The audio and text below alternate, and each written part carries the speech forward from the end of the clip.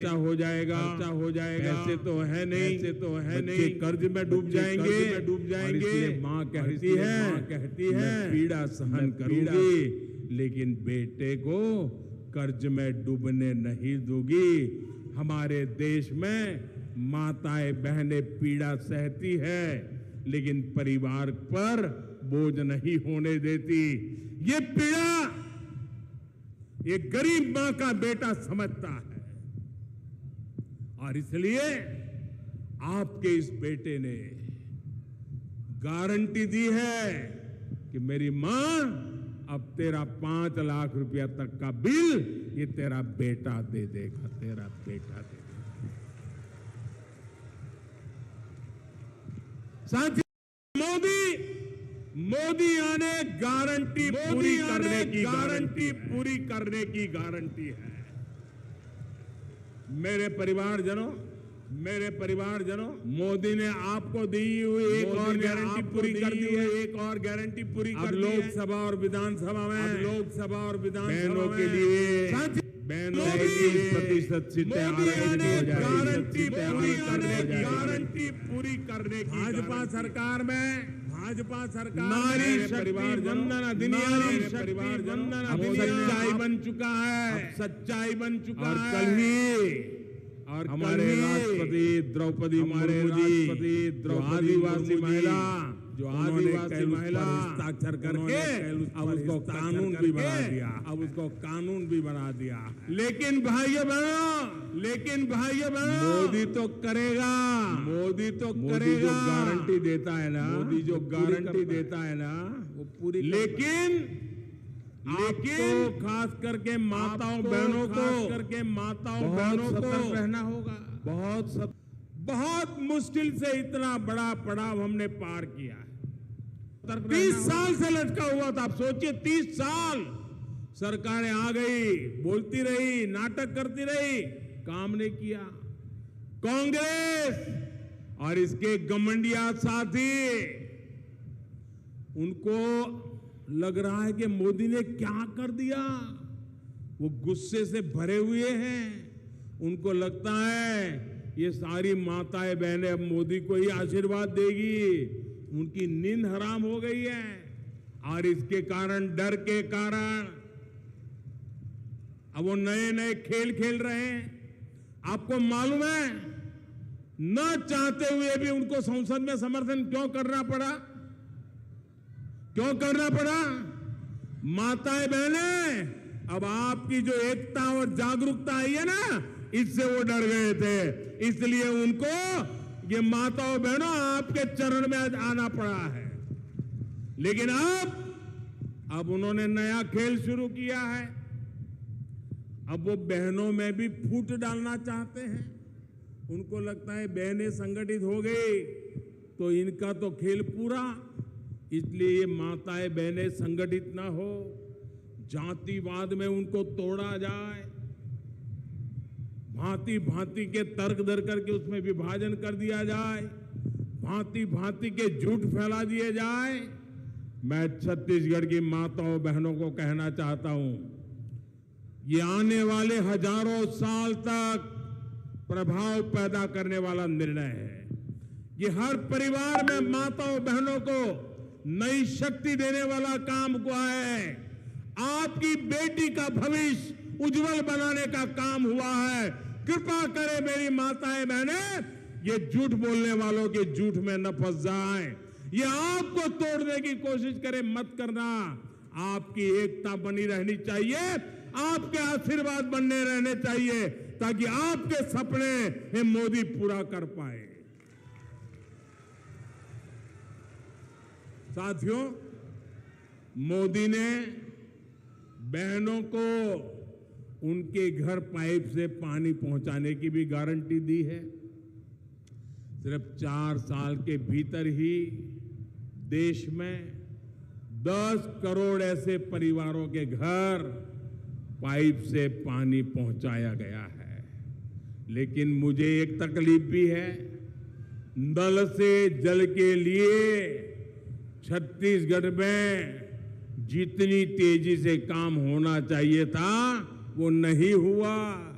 यहां की सरकार को लगता है कि अगर माताओं बहनों को पानी का जो कष्ट है वो चला जाएगा, माताओं बहनों को रसोड़े तक नल से जल आएगा, तो ये तो मोदी मोदी करने लग जाएगी। और इसलिए वो माताओं बहनों को नल से जल मिले नहीं, इसलिए उस काम को धीरे धीरे कर रहे, पूरा नहीं कर रहे। कांग्रेस की सरकार को मोदी और मोदी की योजनाएं दोनों ही पसंद नहीं है।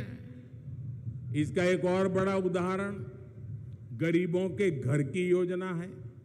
अभी तक देश भर में 4 करोड़ से अधिक गरीब परिवारों को पक्के घर दिए गए हैं।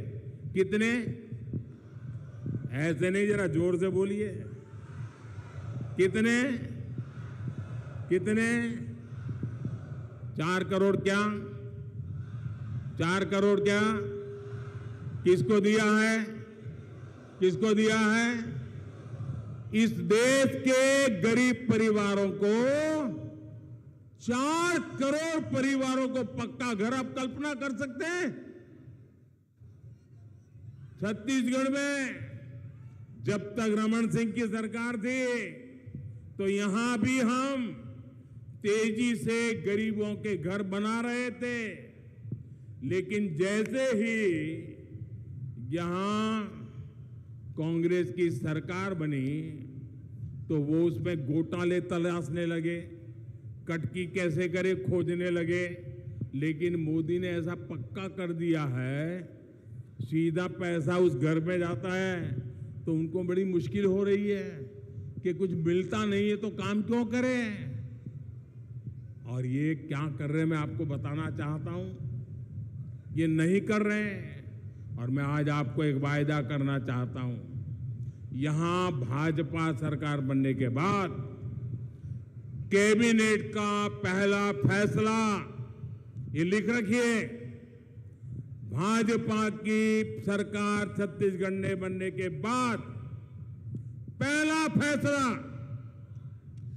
गरीबों के पक्के घर जो भी बाकी है सारे के सारे तेज गति से पूरे करके हर गरीब को पक्का घर दिया जाएगा।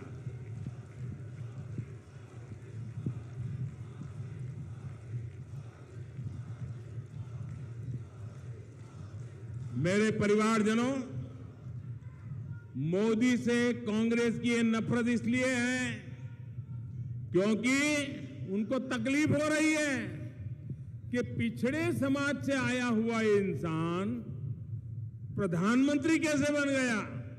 उनका तो आरक्षण था पीएम की कुर्सी पे, इसलिए वो मोदी के बहाने पूरे पिछड़े समाज को गाली देने से नहीं चूकते। कांग्रेस के नेताओं को लगता है कि इस समाज को गाली भी देंगे तो कुछ नहीं होगा। गरीब, दलित, आदिवासी, ओबीसी सभी से कांग्रेस नफरत करती है, कोर्ट सजा देती है, ओबीसी को गाली देने के लिए सजा देती है, फिर भी सुधरने को तैयार नहीं है। ओबीसी के लिए कितनी नफरत होगी इसका ये उदाहरण है। केंद्र में भाजपा सरकार बनी तो दलित समाज से श्री रामनाथ कोविंद जी को हमने राष्ट्रपति पद का उम्मीदवार बनाया। कांग्रेस ने उसका भी विरोध किया। दूसरी बार सरकार बनी तो हमने भारत को पहली आदिवासी महिला राष्ट्रपति देने का फैसला किया। कांग्रेस ने आदिवासी बेटी का भी विरोध किया। ये विरोध वैचारिक नहीं था। अगर वैचारिक होता तो कांग्रेस अपनी विचारधारा के किसी नेता को मैदान में उतारती, लेकिन कांग्रेस ने बीजेपी के एक पुराने नेता को आदिवासी बेटी के विरोध में उम्मीदवार बनाया। साथियों, कांग्रेस एससी समाज को कैसे अपमानित करती है, इसके बारे में गुरु बालदास जी प्रमुखता से आवाज उठाते रहे हैं। सतनामी समाज के साथ यहां कैसा बर्ताव हुआ है, ये भी सबने देखा है। ये कांग्रेस की पुरानी मानसिकता है। ये किसी भी दलित, पिछड़े, आदिवासी को आगे बढ़ता देख नहीं सकते। जो एक विशेष परिवार के दरबार में हाजिरी लगाता है, इनके यहां वही आगे बढ़ पाता है। मेरे परिवारजनों, भाजपा के लिए सामाजिक न्याय, सबकी भागीदारी का विकसित भारत के निर्माण का रास्ता हमारे पास पक्का रास्ता है। हाल में ही प्रधानमंत्री विश्वकर्मा योजना शुरू की गई है। 13,000 करोड़ की ये योजना हमने अपने विश्वकर्मा परिवारों के जीवन को बेहतर बनाने के लिए बनाई है। इससे छत्तीसगढ़ के हमारे हजारों विश्वकर्मा साथियों को भी लाभ होगा। इस योजना से हमारे कुम्हार भाई बहन, लोहार भाई बहन, सुतार भाई बहन, सुनार भाई बहन, फूल की मालाएं बनाने वाले मालाकार भाई बहन, कपड़े धोने वाले परिवार, बाल काटने वाले परिवार, दर्जी परिवार, खिलौने बनाने वाले परिवार, राजमिस्त्री परिवार, ऐसे जो तमाम कारीगर शिल्पकार हैं, उनके लिए हजारों करोड़ की विश्वकर्मा योजना हमने बनाई। इसके तहत सरकार ट्रेनिंग भी देगी, आधुनिक उपकरण खरीदने के लिए 15,000 रुपये भी देगी, साथ ही काम शुरू करने और आगे बढ़ाने के लिए लाखों रुपये का सस्ता ऋण भी उपलब्ध होगा। और हां, मैं अपने विश्वकर्मा साथियों को बता दूं कि आपसे बैंक गारंटी नहीं मांगेगा कोई। मेरे विश्वकर्मा भाई, मेरे शब्द सुन लीजिए, कोई बैंक आपसे गारंटी नहीं मांगेगा, क्योंकि आपकी गारंटी मोदी ने पहले से ही लेके रखी हुई है। साथियों, छत्तीसगढ़ कांग्रेस के कुशासन को हटाने के लिए तैयार है। अब भाजपा कार्यकर्ताओं पर बहुत बड़ी जिम्मेदारी है। हमारा संगठन बहुत मजबूत है। छत्तीसगढ़ के बूथ बूथ में हमारा नेटवर्क है। हमें अपना हर बूथ जीतना है। बूथ पर हर वोटर का दिल जीतना है। जब तक हर बूथ पर कमल नहीं खिलेगा, तब तक हम चैन से नहीं बैठेंगे। घर घर जाएंगे, एक एक मतदाता को मिलेंगे। हमारा एक ही नेता है, कमल। हमारा एक ही उम्मीदवार है, कमल। हमारा एक ही लक्ष्य है, कमल को जिताना। इसी जोश के साथ में जुटना है और जन जन को जोड़ना है। मैं फिर एक बार छत्तीसगढ़ भारतीय जनता पार्टी को बधाई देता हूं। मैं आप सबका धन्यवाद करता हूं। मैंने ऐसी सभा, ऐसी ऊर्जावान सभा, आज मेरा मन गदगद हो गया दोस्तों। बहुत बहुत धन्यवाद। मेरे साथ बोलिए, भारत माता की, भारत माता की, भारत माता की, भारत माता की, भारत माता की। वंदे वंदे वंदे वंदे वंदे वंदे वंदे। भारत भारत माता की, भारत माता की, भारत माता की। बहुत बहुत धन्यवाद।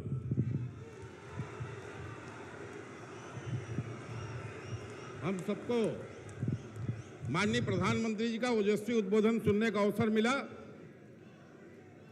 इस परिवर्तन महासंकल्प रैली के माध्यम से क्या हम आश्वस्त कर सकते हैं कि सरकार बदलेंगे? और नहीं साहिबो,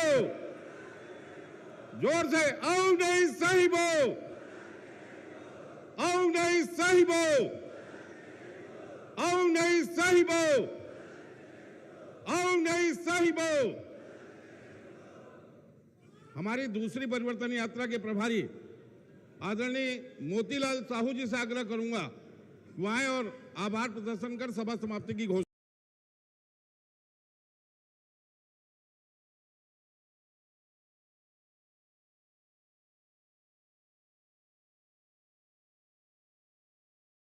biryani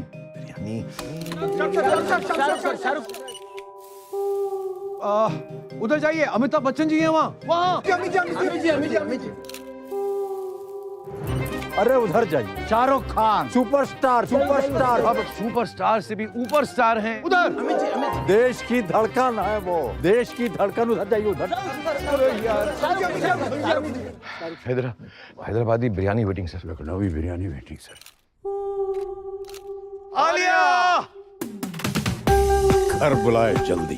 Everest Shahi biryani masala.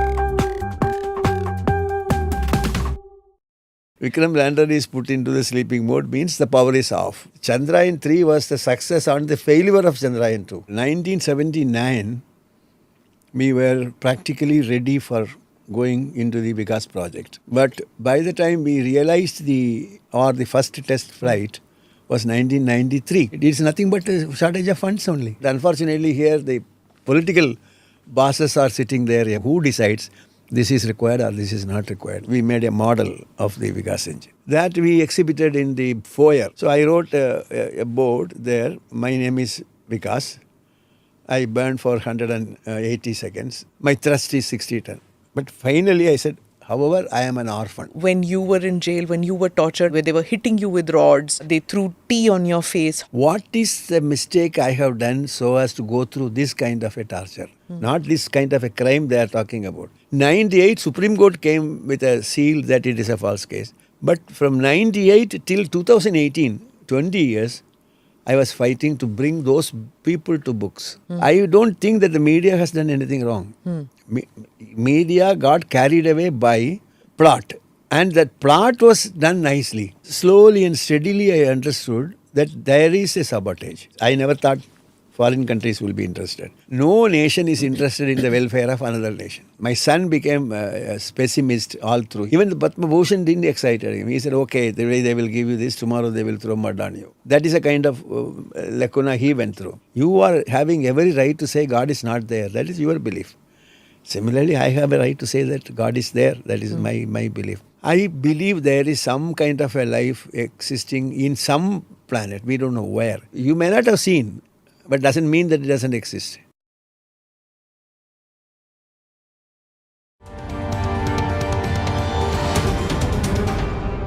Namaste, Jai Hind. Welcome to another edition of ANI Podcast with Smita Prakash. Today my guest is a rocket scientist. Now I'm neither a science reporter nor a pure sciences student, so I'm clearly out of depth out here.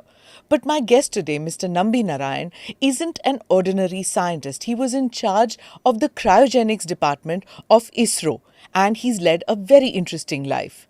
Mr. Nambi Narayan has worked with the likes of Vikram Sarabhai and APJ Abdul Kalam. He played a critical role in developing the Vikas engine. Vikas of the Vikas engine is a portmanteau of the initials Vikram Ambalal Sarabhai.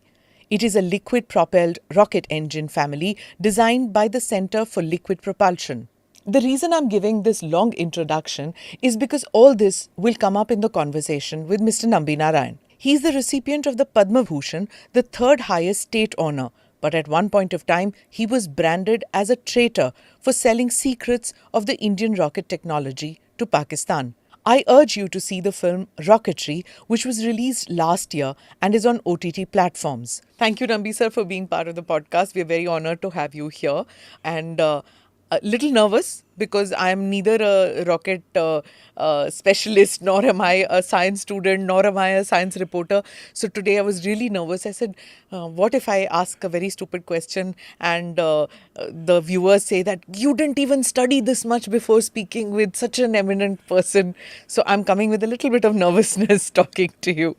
So I'm going to begin with asking you, you've read such a difficult and as well as such a varied experiences in your life that you've lived. I'll begin with the first meeting that you had with Vikram Sarabhai. Let me begin with that so that our young viewers and listeners would want to know that. A very interesting question, and it takes me back approximately 50 years or 53 years, something like that. I was working with Kalam, and the assignment given to me at that time was designing an explosive bolt. So I was busy drawing myself on the table. It's a drafting board. So somebody walked in. He put a chair and then sat down there. I saw him. He looked like a Hindi film star to me. He had his pajamas and then zippa and things like that. Yes, he just asked, may I know your name? I just looked at him. I didn't know. I said, Nambi Narayanan. Then I was minding my business. He said, may I know what you are doing? I said, before I answer this question, may I ask you who you are? And he said, they call me Vikram. And I was familiar with Sarabhai, but not the name. Vikram didn't sound anything to me. But behind him, Kalam and H.J.S. Murthy, he was the director, they both were showing me like this hand. I was wondering, what is a signal? Is it asking me to get up or asking me to go there or whatever it is? But since I didn't decipher it, I continued to sit and then explain to him this is... but something told me very clearly that he is an important person. That's all. So I was telling that this is an explosive bolt. When can you finish this work? I said, maximum about a week. Oh, in 1 week you will finish it. Yes, not only this fabrication and testing it, everything we will finish it. Anyway, he said, okay, I'll check with you. He left. Then Kalam, till then I didn't know he is Vikram Sarabhai. So Kalam came and said, do you know who he is? I said, I don't know. He looked like a Hindi film star. That is all. Then Kalam told, this is Vikram Sarabhai. That is my first meeting with him. Okay. Without himself, of course he introduced himself as Vikram, but I didn't connect it to him. So though he introduced, I didn't get him as Vikram Sarabhai. But then Kalam explained to me about Vikram Sarabhai. I was really disappointed that I didn't know that he is so and so. I was ashamed of myself. Anyway, it went on. Then next meeting, exactly 1 week from that time he came and he said, I am here. May I know what happened to that bolt? I said, it's all finished. Now I am doing a cable cutter. This is how it started. He was very much surprised that I am keeping up my time and I am always at work. So there was an unwritten, unexplained bond which started. And so we were only 23 people at that time in ISRO. Though we have... It wasn't even called ISRO, right? No, it is not known as ISRO. Huh. It is known as Thumba Equatorial Rocket Launching Station. TELS, it is known as TELS. And we have only 3 buildings. One is the Magdalene Church, which was meant for senior engineers office. Then a bishop house. In that bishop house, the director sit and Kalam's office, that is my office later. Then there is a school building, which is an ordinary school building, which we used it as our lab. So these are the 3 buildings. We didn't have any new building. We have not built up anything new. You didn't have a lab and a swanky office, nothing like that. Not even Vikram Sarabhai, he also didn't have anything like that? No, nothing. Vikram Sarabhai used to come once in a week from Bombay, sometimes from Bombay, and he will probably stay for a day and then go. And so we didn't have any building. The whole thing started afterwards. Thumba Equatorial Launching Session was there. Then we had another organization called Space, Science and Technology Center, which later we converted that into Vikram Sarabhai Space Center. Today's VSSC is nothing but the Space Technology, Science and Technology Center. Then VSSC or the SSTC gave birth to Sriharikota Space Center, which is known as Satish Dhawan Space Center. Then you had the ISRO Satellite Center in Bangalore. That is now known as U.R. Rao's Space Center. And we had, not SAC, we had Mahendragiri, that there is a liquid center. Then Valium Center, and so on, it all started with Vikram Sarabhai Space Center. Vikram Sarabhai keeps coming in your life several times, isn't it? Even when you go to Princeton and there's that phone call that he places. Tell me, you are in Princeton, you are offered who doesn't take up NASA job? I would like to know what happened and what was that conversation with Vikram Sarabhai? Well, it all started like this. I went there in the sense I came there for studying liquid. Professor, particularly with Professor Luigi Crocco. Such an eminent person. You know, why I got interested in that was, I was good in mathematics. Then in the early stages, I was doing a very good project, which is axial flow compressor, which can be connected to aerofoil and aerodynamics, aerospace. Then when I joined ISRO, I found that just a degree, bachelor's degree, I won't be able to survive there. So I wanted to do a master's or a PhD for that matter. And I applied to